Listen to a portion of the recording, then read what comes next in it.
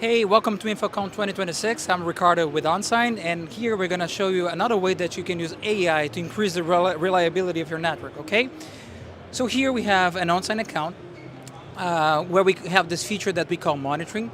So the monitoring can provide you a mosaic with screenshots of all your players connected to your network. Like here we have, more than 500 players, and I can just really quick click, and this is going to be grabbing all the screens, and so you can have this full view of what's going on in your network.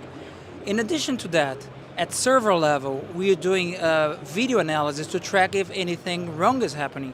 So if a pop-up, let's say, comes up into your player, this will be detected here at server side, and it's going to send a warning, to network administrator to take appropriate measures. In addition to have these screenshots, we have something that we call a time machine.